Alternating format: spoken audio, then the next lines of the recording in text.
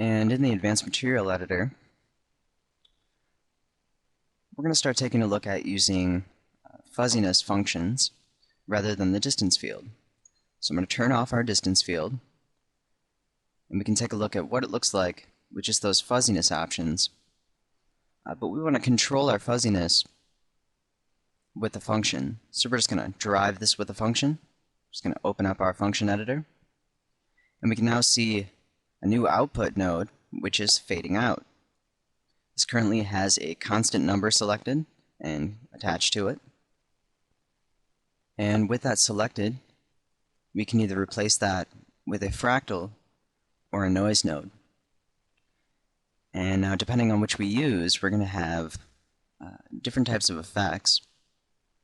A fractal is going to give us a lot more definition, but a noise node is going to give us a little more exact for maybe what we're looking for. And it really depends. So you kind of need to bounce between the two to find out exactly what you want to use. We're going to start out by using a fractal node. And with the function output observer open, we can have a nice preview of the kind of fuzziness we're going to get from this specific fractal. So let's take a look at some of the different noise settings we can use. So we're going to go down to our noise setting, and we could select a number of different options to get all different types of effects. If we change this to cellular patterns crystals, we can see something a little bit different. Around our edges, we might need to adjust some values so we can increase our roughness and our gain. And we can really see that start to decay away our object. We're starting to get sharper edges, but overall, this really isn't the type of fuzziness we want to be using to create the kind of fire that we're looking at creating. So one thing I just want to do is actually start with our current fire fractal, and I'm going to use that for our fading out, and then we can start to adjust that. And that's just because our values are set in a specific way, and we'll be able to sort of match up with what we already have. So I can select our fractal, copy, select our simple fractal, paste, and that's actually going to just bring it up next to it. So we can delete this other fractal that we had created and now attach our fading out to this fire.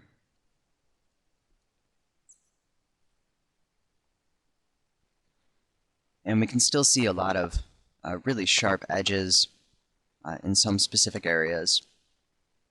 And sometimes that might be the right kind of an effect for what you're looking for. And it might create something that looks realistic. We can just play around with our roughness and gain. And as we decrease our gain, we'll see a lot less of that overall sharpness. But it's still pretty blurred overall. If we increase our roughness, we start to see more little patches showing up, and also some areas that have a lot more sharpness to them. We could really increase our roughness, and now we can see lots of little areas overall. So we're going to stick with this setting just for right now. And I want to edit our filter just to bring it down so we don't have extremely white areas on our surface.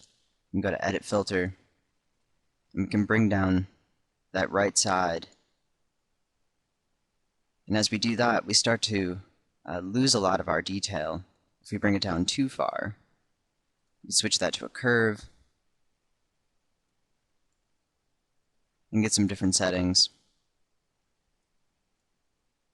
Pull it up a little bit more. And now we can start to bring out some of those inner values.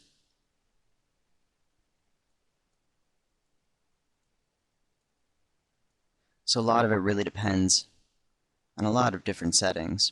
Let's just bring that down a little. Bring our curve in. And then we can also adjust our other values for this. We have a creep in, a min, and a max. We bring down our maximum, and that basically does the same as if we were to pull down that right side.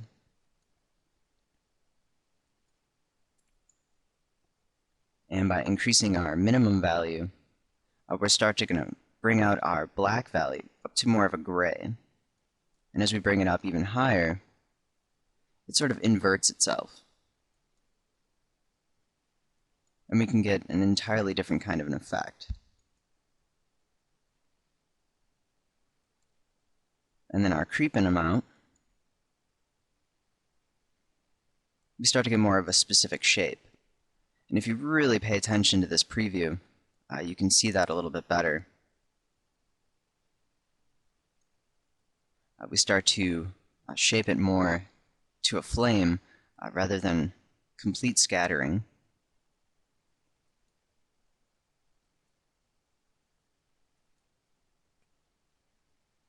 So let's just take a look at that right now. Click OK, and look at our preview. We can see a little bit better definition in certain areas. I'm going to decrease our luminosity to 200. And now we can see more of those darker areas. But overall now, we start to see more of our cylinder shape. And that's because we're using the fuzziness, and some of those areas on the higher parts are still showing up.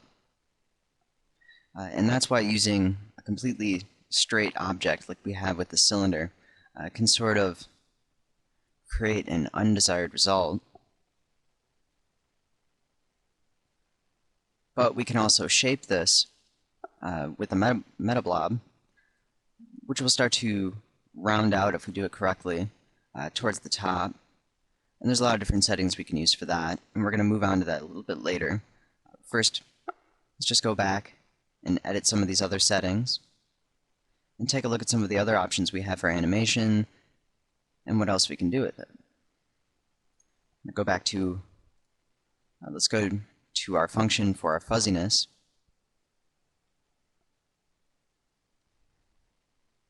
And I want to use our fading out fuzziness filter and node to connect to our altitude so that we have at higher areas, it'll start to dissolve. That way, once it reaches towards the top of our cylinder, we start to have more of a realistic dissolve. So what we can do is select our link between our fading out and our current node, and I'm going to add a combiner node.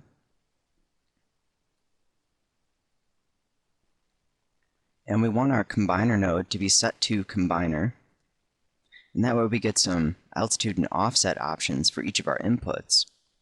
And now we want to connect our combiner for our next input directly to altitude.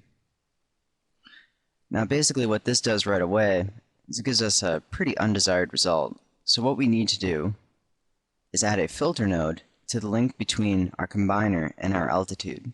And that way we can define what we can see this current sharpness, and we need to smooth that out. So we're going to add a filter node,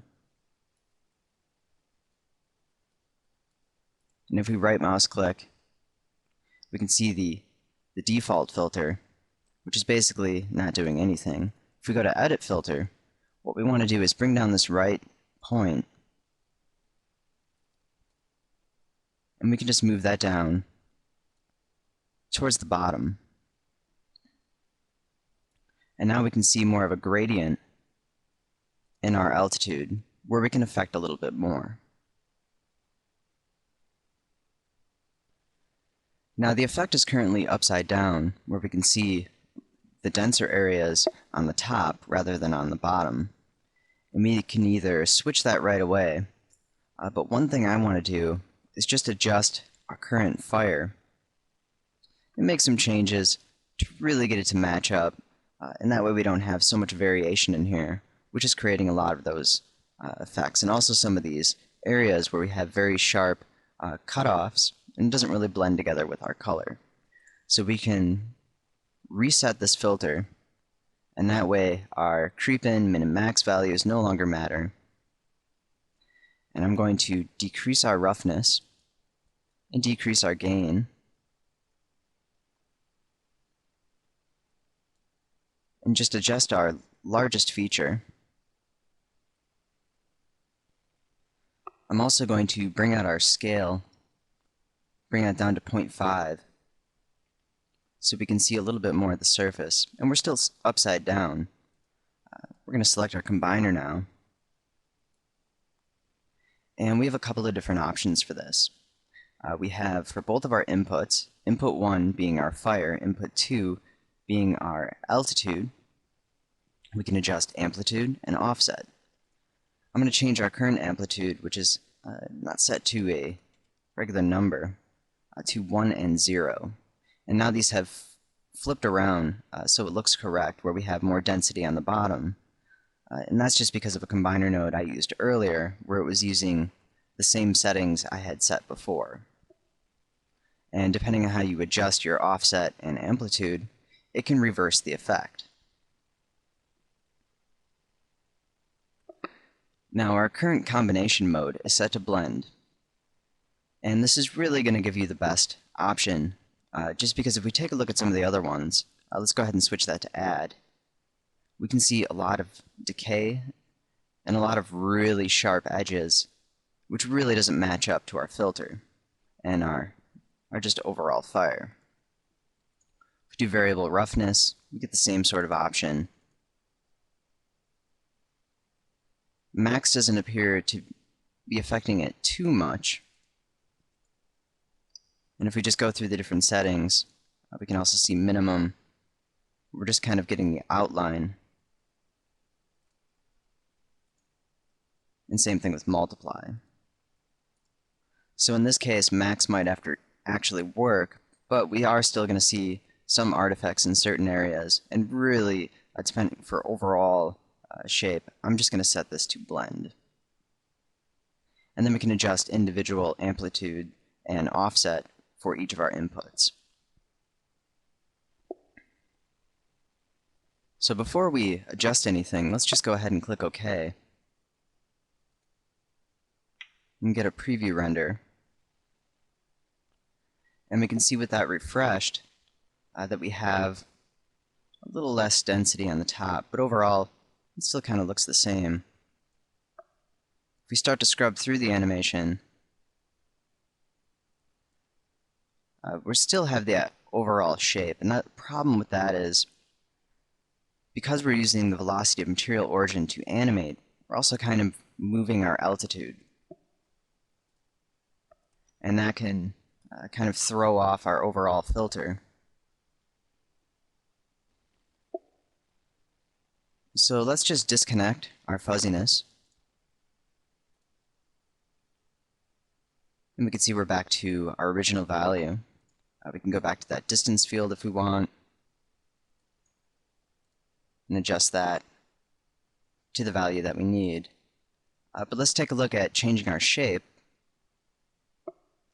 so that we can have more of a tapered top, and it'll kind of do that effect for us automatically, so we don't need to worry about relying on functions. And then we're going to take a look at doing a little bit of keyframe animation for our material and adjusting the turbulence and rotation, and then we can get some really neat looking effects from that. So making sure we're back to the frame 1 of the animation, I'm going to just reposition our camera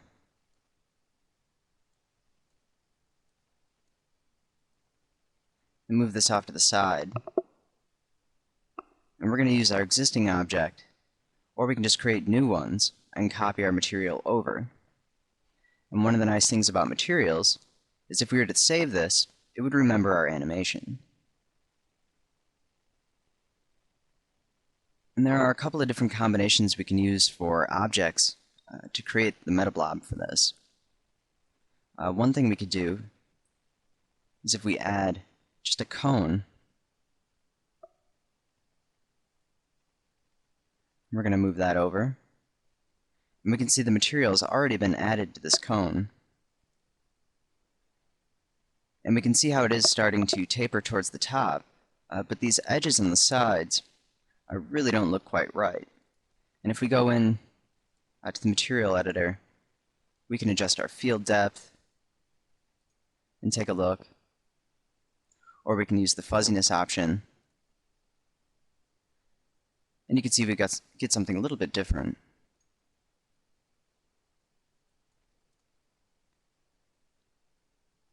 And in this case, it might actually be alright, but once the flames start reaching the top, we're really going to notice that point. So I'm just going to hit the X so it doesn't remember those settings. And we want to add another object to sort of round off the top. So we're going to use a sphere. And just add in a sphere. You can move that over and position it so it's towards the top. Change our scale. And then just bring that down. Move it into position. And now we can select both of these objects. And the easiest way to do that is just to hold down Shift and go into our layers here and select our cone. If the layers are not right next to each other and your objects aren't the same, what we can do is just hold down Control, and then we'll be able to select separated objects. So with those two selected, we can go over to the left and click Create MetaBlob Object. And now we can see that overall shape. And we still have the same surface loaded onto this, so it gives us a little bit of an advantage. We're just going to reposition our camera so we can see this a little more close up.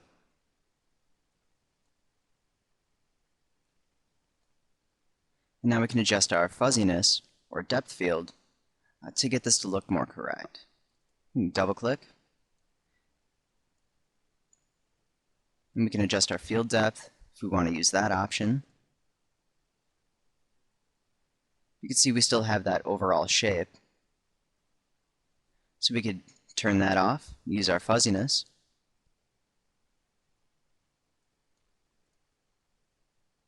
And just adjust that until it looks the way you want it.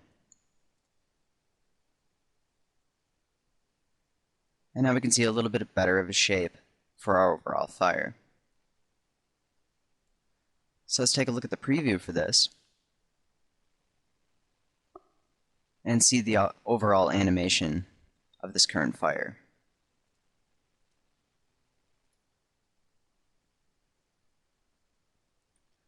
Okay, so now we can scrub through and take a look at our different frames and see how our material is moving through this object. And with this metablob shape, it's a lot more realistic than we had with our cone, because we have more of that tapered top.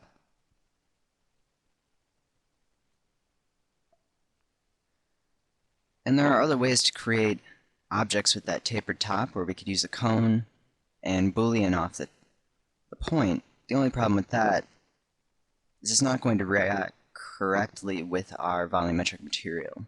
And what we'll actually see happening is we'll get to see that boolean and it'll cut off, and it won't take that into consideration when making our volumetric material. So it'll actually be cutting off the volume rather than blending it and taking into account the fact that that part of the object isn't supposed to be there at all.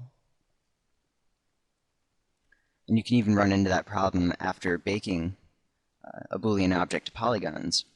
So it's really best, if you want to shape out your fire, to use metablobs. Because we could also add other objects on the sides, and that way we could have some flames coming off here and there. And also, one of the nice things is we could always break up our metablob, go into the individual objects, and actually animate those as well.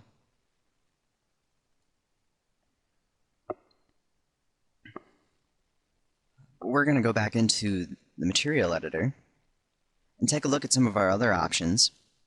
So we're going to change this to start of the animation, And that way we're at the first keyframe. And we can also go to the next options where we can go specifically 2 keyframes. But in this case, since we only have 2 frames, both these buttons are basically going to do the same thing. So we're going to double click on our surface to bring us back into the Advanced Material Editor. And one thing we can do to vary our flames is actually adjust our velocity of material origin on the X and the Y, but not nearly as much as we would on the Z-axis, because that is our main part of the animation, is moving that fractal and upward so that we see the flames. But we could add just a little bit to the X and the Y, and that way we start to move the flames and the overall surface in the other directions just slightly to add that little bit of extra realism. So I'm going to move these just a little tiny bit. We're going to go -2 on the Y and a positive 1.5 on the X. And that's just going to give us a very slight amount of movement on those axes and give us a little bit of a different look. But still, overall, it will look like fire. It's just that motion will be a little bit nicer. Now, one of my favorite options for using and modifying our fire is Turbulence, because we can add some nice wavy effects just by using these global transformations. And a lot of the time, these don't even have to be animated over time. Just the original setting will give you a pretty good look, although we can change it over time and make it look a little bit better. So we're going to turn on Turbulence, go to Edit, and now we can take a look at our options. Right now we just have basic noise on. Well, let's change this to something a little bit different to give us a lot better of a look. And you can see we have a lot of different noise options to choose from, and each will give you an entirely different look for your turbulence and really change the look of your fire. So we can go down to Wavelet, which works quite well for fire. And I want to increase our scale, turn down our amplitude so it's not affecting the fire too much. And our current combination mode is set to blend. We could turn this to add, or we can go through some of the other options. We could use multiply as well. And each of those settings is going to give us a different look. So we're going to start out with add. Just going to increase our complexity to 3. Close that out. Click OK. And now we can see the shape of our fire has changed quite a bit. And we have a lot more of those little flecks that we would normally see. And if we need to, we could change our density so that we start to get back some of that definition and detail towards the bottom. But let's just kind of scrub through and take a look at some of the frames to see what this overall turbulence is doing. Because it will look different throughout the animation.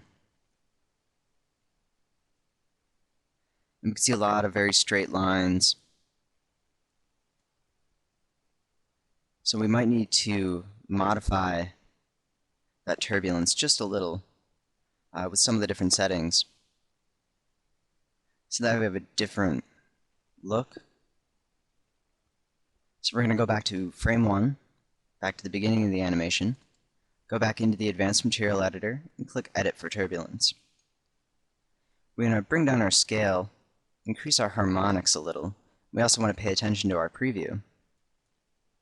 We can increase our amplitude and see what happens with that.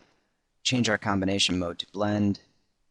And now normally, if you're going to be making changes like this, you wouldn't want to be setting everything all at once, because you have a better idea of what it is that they do if you do one at a time.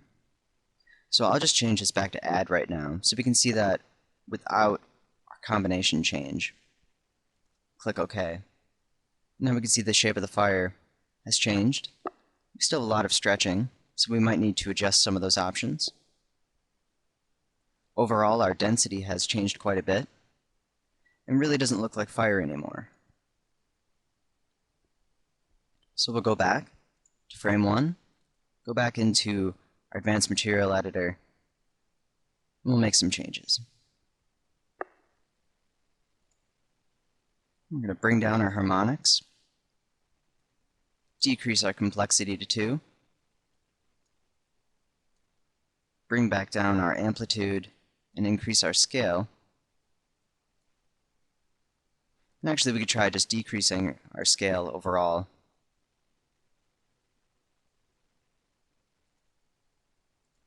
We could change this to multiply.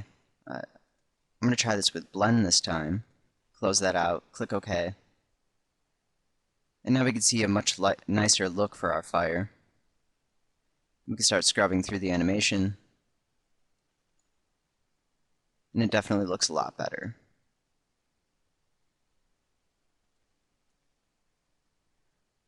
But once we start changing these global settings, you will need to go back.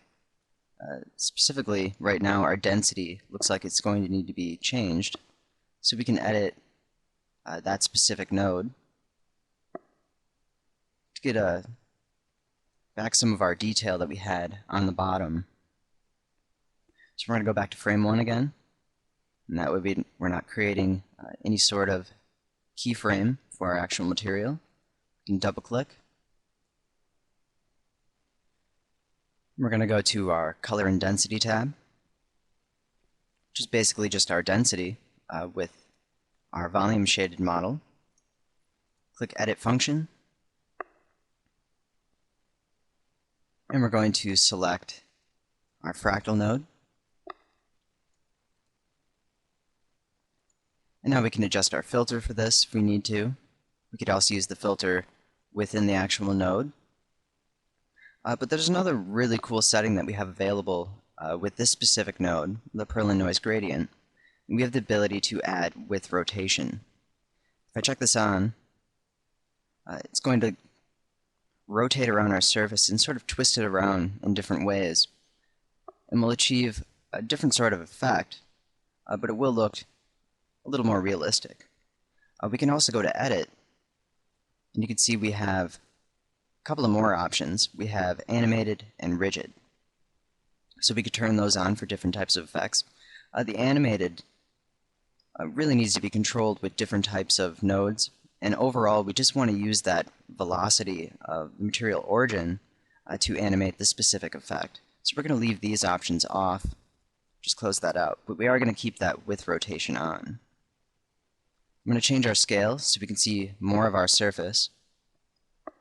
And we need to adjust this density now that we have that turbulence node on, just so we start to thin out some of those areas. So we could either use the current filter, we could bring that down a little bit more.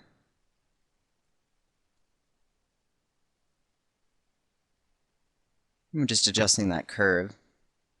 We'll click OK. And OK again. And now we can take a look at the preview. And it has definitely thinned it out, but if we take a look at the overall color, we start to see a lot more of reds around the edges, and that might not be exactly the kind of effect we want. So we could either modify our color map. I'm just going to go to Edit Color Map. We're going to select our first key color, which is this sort of reddish rust color. Right mouse click and go to Edit. Let's change this to something a little more orange. We could even brighten that up if we wanted. Click OK. And we could take a look at that. And it's still a little red overall, so we can go to our lighting and effects and increase our luminosity up to 250. That looks a little bit better. So let's just take a look at this current setting. Click OK with our preview. So I'm just going to render out a new preview, and we can take a look. And now we can scrub through and take a look at the flames as they're moving through our surface. And overall it looks pretty good. We might need to adjust our color just so that we don't have those reds showing up in specific areas. But overall, that looks pretty good.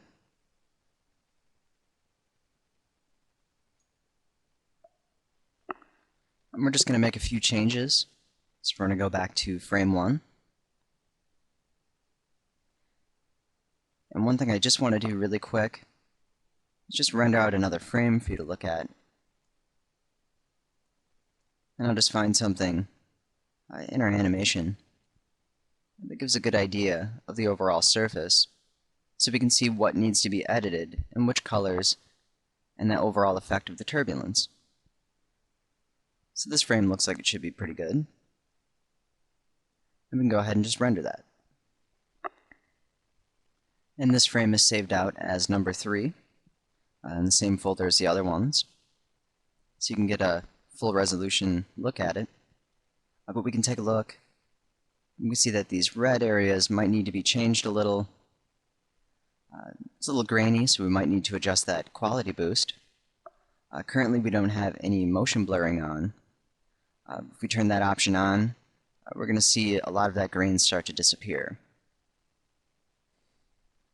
But we want to go back into our material editor and change some more settings to make it look a little more varied, a little more realistic. So we can close this out, go back to frame 1 once again, double click to open up our advanced material editor. We're going to go into our color and density tab once again, right mouse click, go to edit function. I'm also going to move our nodes around just so we can zoom in on this and take a better look. We'll just click frame all, and then we can reposition. I'm right mouse clicking just to scroll around. I'm going to go back to our output observer, bring that back to 0.5 so we can see a lot more of that fire. And what I want to do is use a combiner node now for our density, and that way we can combine not only our fractal, our simple fractal that we currently have, but we can combine it with something else to create some different shapes. So we're going to click on our link between our filter and density, and we're going to add a combiner node. We currently have this set to blender. We could either use the combiner or the blender. I'm going to stick with just blender right now because we can also control our ratio with another node. So we're just going to click in here, and we're going to add a fractal. We could also blend this together with a noise, and that will produce some different types of results. So let's just go ahead and replace that with a noise node. And that way we're using something a little bit different. Although noise nodes are typically a little more smooth, if we get the correct settings for them, we can actually get some really interesting looking results. Now, for right now, I want to focus specifically on this gradient and our noise node. So I'm just going to disconnect our filter to our blender and what we had set before. So we can just look at these specific flames, and then we can combine them later and start to set up our ratio for our blender and have that connected to a specific node. So we'll go to our gradient, which is currently set, and we can change this to a value gradient. We can also use something else other than Perlin noises. And that way we can achieve some different sorts of effects. We can change this to chipped, and now we can see a very interesting looking surface. And we want to adjust our wavelength. So I want to create our Z once again, so it stretches out, and just make that a little bit larger. I'm going to set this to 1.7, and I'm also going to decrease our scale, and then we can see more of that. And we're also going to need to add a filter so we can really define the overall shape of this. But first, just to make sure that the blender isn't interfering, and it actually looks like it is, where it's adding a little more of a gray, because it's expecting to be connected to something. So I'm just going to delete our links for right now and move our blender off to the side and connect our density directly to the chipped noise node that we have. And now we can see that a little bit better, a little more definition. And we're going to click on our link and add a filter. And now we currently have the filter that we were using before on one of our other nodes.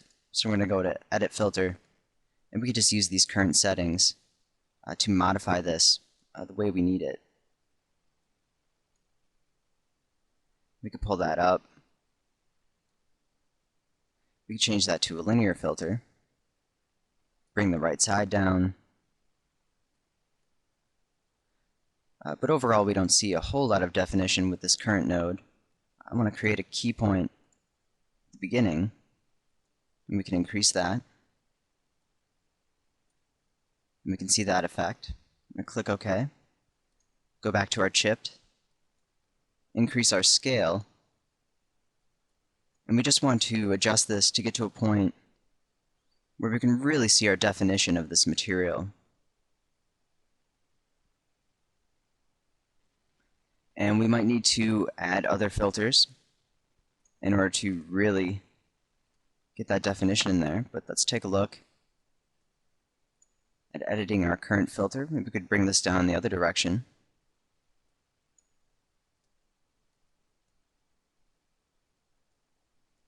We could pull that top part up and bring the bottom down, just adjusting our curves. And now we can see a little bit more definition in there. We don't really have any spacing or gaps like we do with our fractal node. But you can see the type of effect we can get with this current node. So let's just use this for right now. And we're going to connect it to our blender. So I'm going to delete our link from our filter to our density, connect our density to our blender, and then we can connect our blender to each one of these filters. And right now we're just basically blending equally with the blend mode. We could change that to add. And now we get a really neat effect where we have our original Fire fractal node along with our little chip parts just slightly being added in there. And that gives us a pretty neat looking effect and something a little bit different. So let's just take a look at that really quick before we go ahead and add another fractal to adjust our ratio. So we can click OK, OK again, and now we can take a look at the render. And now we can see a little more spacing, and we can start to see that noise node coming in. If we scrub through the animation, see it at different points, we can see it a little bit better. But overall, it still basically looks the same because of the way we're blending.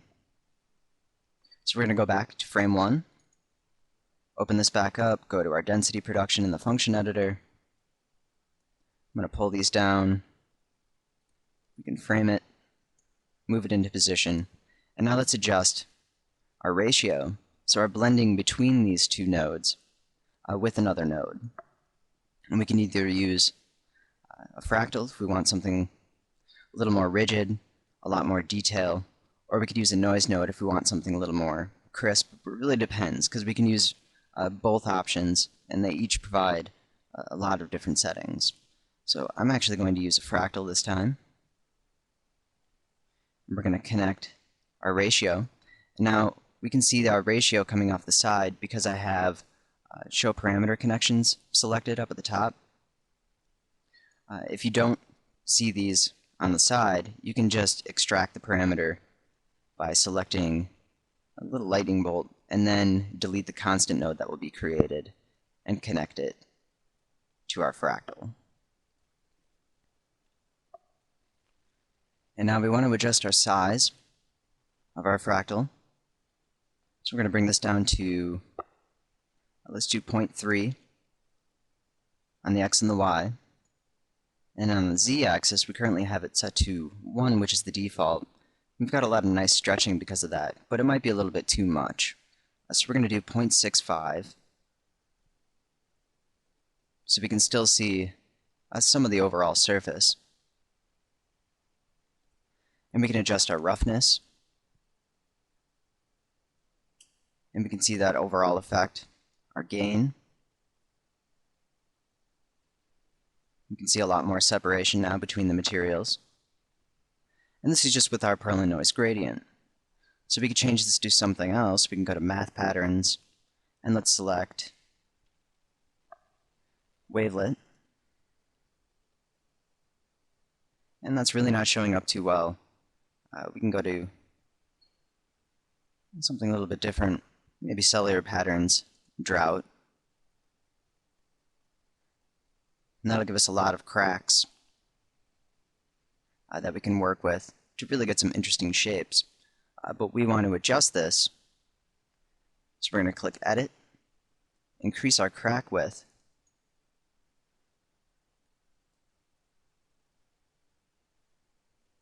and click OK.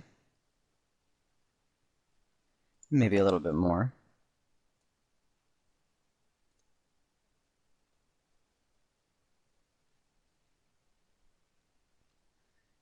And in this case, we're actually going towards the wrong material, where our black is, looks like it's mostly going towards our chipped.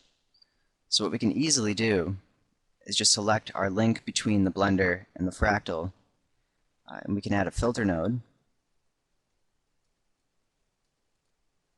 And we could change this filter to opposite -X. And now we're doing basically an inverted material. So we have what was black before is now white, and vice versa. So we can see our overall object a lot better. So let's take a look at that. One thing I also want to do is just turn on with rotation to add a little more variation. Click OK. OK again. And now we can take a look at the new flames. And I'm going to scrub through our animation a little so we can take a look with some different frames overall and how it looks. And we can see with that new noise node selected, we've got a lot more detail, and it's starting to look more realistic fire. Now, because we're splitting up the way our density works, we might need to adjust our color, because we can see some of the red areas maybe where we don't want it. So what you can do is just copy over those filters and replicate what you've already created to connect to that color node. And that way, it's the way it was before, where we're focusing on our density to control that color. So I'm just going to render out a full frame of that. We can take a look. And this frame is frame 4. We have saved in the content folder, so you can see it a little bit better. We do notice in some areas where we can really see the cracks showing through, the fact that we're using that to control our ratio. Sometimes you might want to use something a little bit different. But overall in the animation, it should look pretty good. But we definitely should change that color map to get it to match up with that density. And that way it'll look a little bit better. We could also increase the luminosity for some of our areas if needed. There's really a lot we can do with that. So I'm going to close this out. And what I'm going to do is just copy over those functions, go to frame 1, open up our advanced material editor, and I'm just going to copy what we have for our density production into our volumetric color, but not directly, because we want to make sure when we're using color versus something like density or anything else, you never want to just copy the function and paste it directly into. That's because we have specific color maps that are linked to the setting, and it will overwrite that. And then we'll end up with something completely different, and we'll have to reset the entire function. So I'm just going to do that really quick.